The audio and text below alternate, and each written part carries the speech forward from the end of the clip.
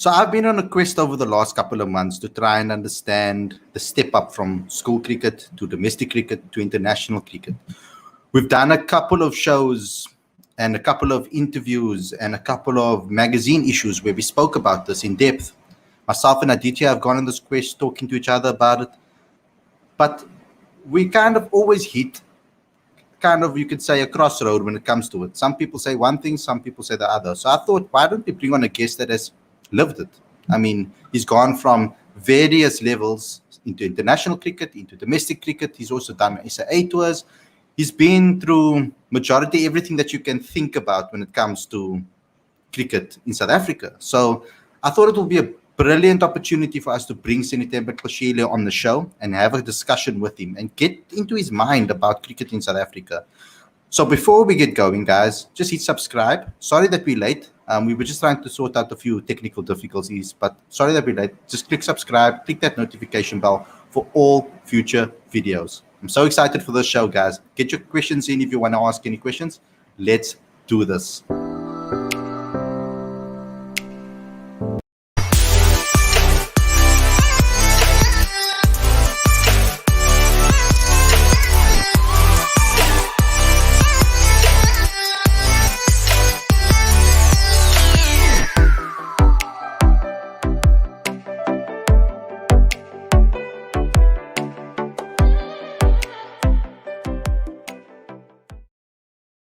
Hey guys, welcome to Cricket Fanatics Magazine. This is your daily show. I'm your host, Khalid.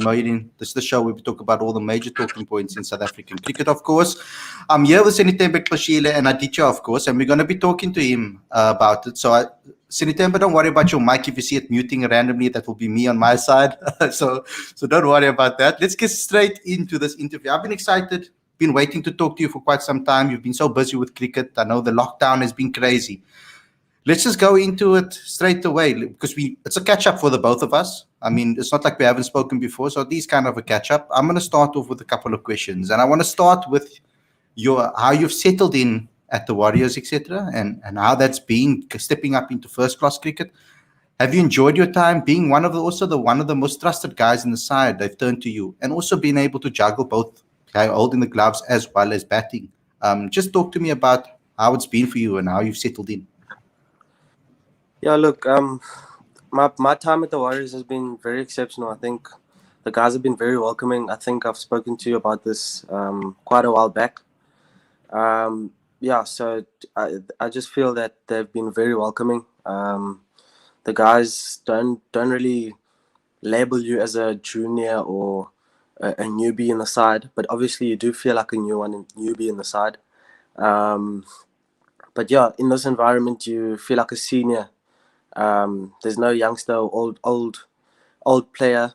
Everyone just treated the same. So I've enjoyed that part of the EP Warriors or EP/Warriors environment. So I've been quite happy with that.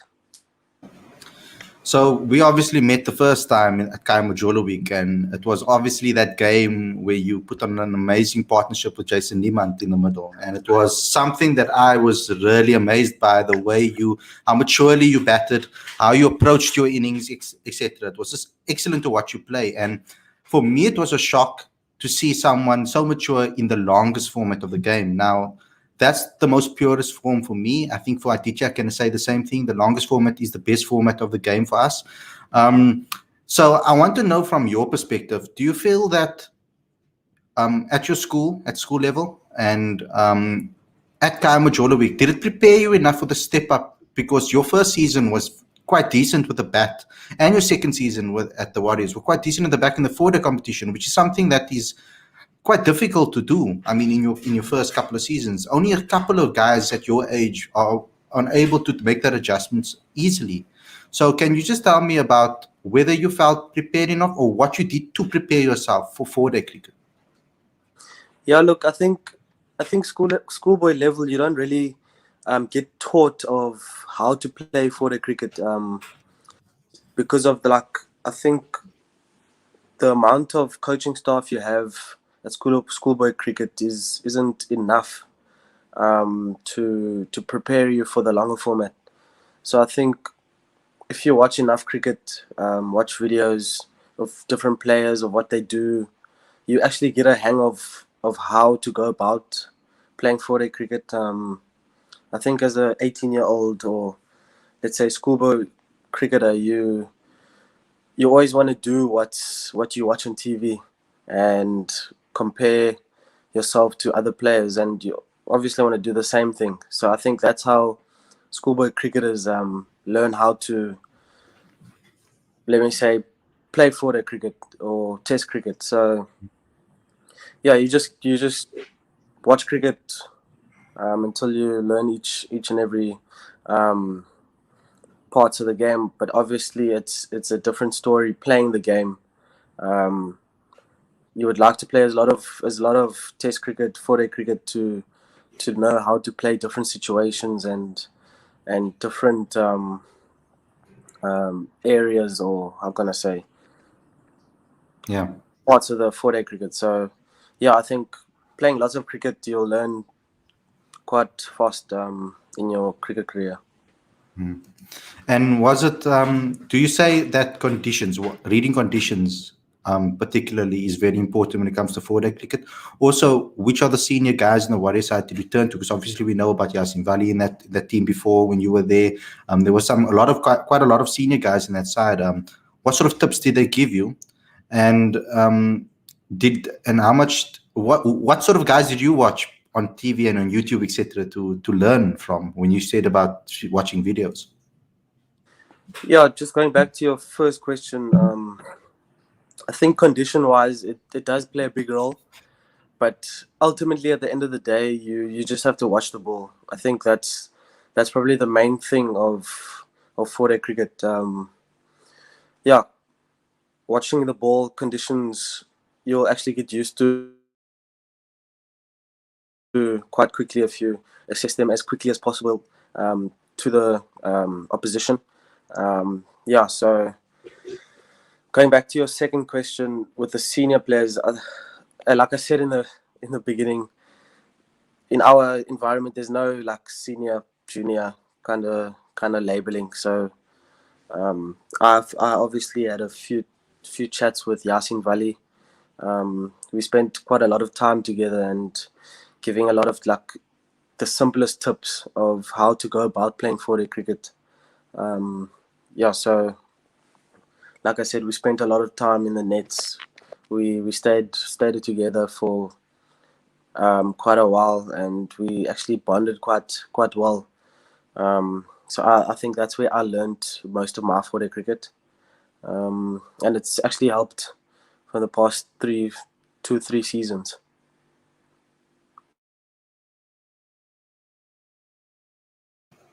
Khadija, you can go with yours.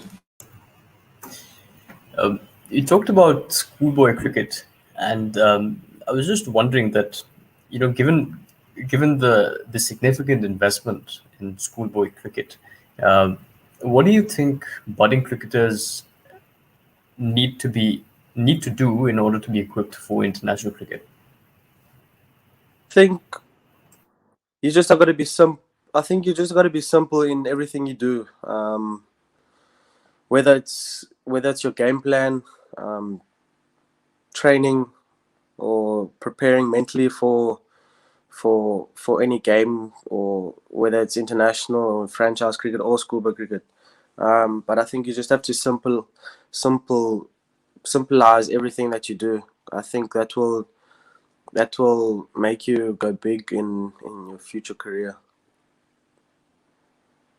Right, right.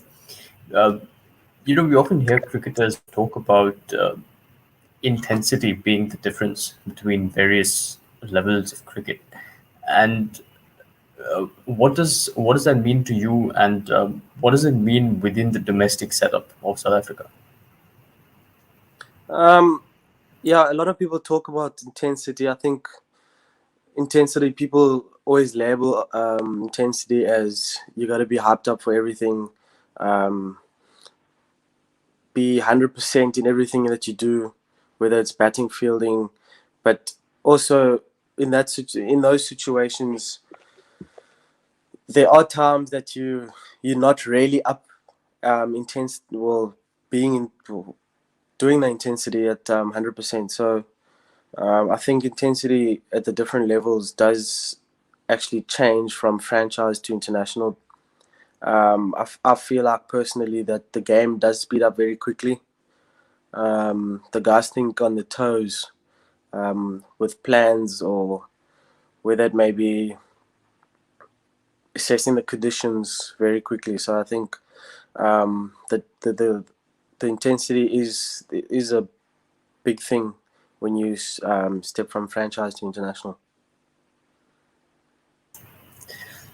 And seeing where you are right now in your cricket career, what do you think is the best way for you to grow?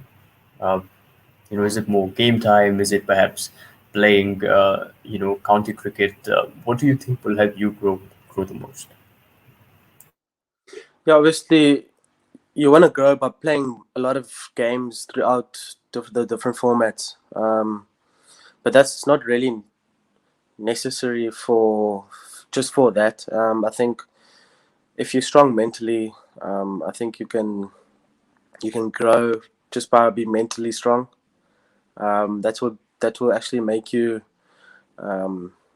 get your game plan together, or whether it may be on the physical side, getting into the best shape that you can. So I think the mental side of the game is quite important. That's excellent answers. Okay, we've got some from the fans. So now you're in the hot seat, Sydney. Okay, so we got one from a buyer saying, "What was it like when you first got the T20 I call for the Proteas? How was that experience on the whole?" I think I spoke to you about this quite a while back. If I can remember, I had a tour in Durban, and I was lying in bed at 8 o'clock in the morning or something like that, and I got a phone call. But I didn't know what it was, obviously. But as the selector, sorry about that. No problem, man. The selector spoke.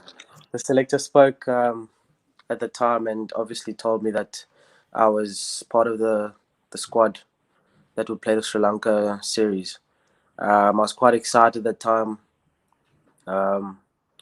And yeah, once the squad came out, and then obviously everyone knew about it. And yeah, the experience was also good. I think everyone was welcoming. You could just be yourself during being part of the squad. So you weren't really like a youngster or anything like that. Everyone treated you the same. That's what I actually liked about it. That's actually an excellent point. That's actually something that we should use. There's another one over here that said, "Sydney, did you captain the SA emerging team? And if so, how was that experience, and what did you learn from that experience?" Yeah, obviously it wasn't my first time captaining a side. Obviously we were up against guys that played international on the international level, and it, for me personally, it actually, how can I say, it tested our skills, whether it will be on the field, batting or bowling. But yeah, that experience was quite nice, because you got to learn what game situations are, and that you can take into the franchise stage. Yeah, I think playing a lot of cricket can make you learn a lot quicker. Now, I know personally from talking to you before as well that you spoke about your 50s and wanting to convert them, and that you were working on actually taking it beyond that. And you managed to do that on the SA tour against Zimbabwe, and you scored your FC first class ton over there. What would you say was your approach in the longest format? I mean, what did you do in that particular game to actually manage to finally convert? Yeah, that Zim tour, yeah, it was obviously a long time coming, going over the milestone. I think what I did different there was, I took a lot of time to assess the conditions. I think I didn't change my approach, whether I play in T20, 50 over cricket or the long format. I don't change the way I play. But obviously, they say in the long format, you got to take time, and I think that's what I did differently on the Zim tour. I took my time, and I just felt I wasn't in the rush to take the game forward. I just took my time. I think there was a lot of time in the game, so I think that was the main point for me. Just taking my time. And watching guys like Zubair Hamza and obviously Ryan Rickleton and that, how much does that like help you and with your approach and stuff, having them in your team environment? Because I mean, they obviously don't play with you at first class level, but you had them in the SAA team. And what was it like to watch them do that? Did it help you at all to obviously reprogram your mind? What did you learn from them? Yeah, having guys like that in your team is obviously quite an honor, because you learn quite a bit from other players that have actually done it, franchise level and possibly international level. But yeah, talking about Zubi, we probably didn't say much in the middle. It was almost like you do you, I do me, and just play. But yeah, it's quite an honor to have guys like that in your side that have done it. Yeah. So thanks a lot for the super chat, Abai, because it's also giving us one. So now we have to read this one. What are you most looking forward to next season? To play games and not sit in the bubble. Yeah. I'm sure you have some questions about the bubble for Cindy. Absolutely. It's interesting. I was in a press conference with Graham Smith a while ago, and he said something along the lines of CSA putting up 16 or 17 bubbles through the course of the season. What's that experience been like for you? Because it's obviously new to all the cricketers, right? So can you repeat that question? Yeah. So Graham Smith said that CSA had put up 16, 17 biosecure bubbles through the course of the season, and it's obviously a new experience for everyone, right? It must be really challenging for players to be confined and have COVID tests every couple of days and so on. So I was just wondering what's that experience been like for you? Yeah, obviously. I know Lungi Ngidi really likes the bubble. He really likes being in quarantine. Yeah, obviously some players aren't quite familiar with the bubble, but it is what it is during these tough times. You got to go through it, whether it's going to a tour or anything. It's something that you have to do. It's part of your job at the moment because of this tough times. But for me personally, it's been quite tough. I've been trying to find ways to motivate me to be at the best that I can. So yeah, it's been quite tough for me personally. Now we've got an excellent one over here. Who were some of the local Eastern Cape batsmen that you looked up to growing up?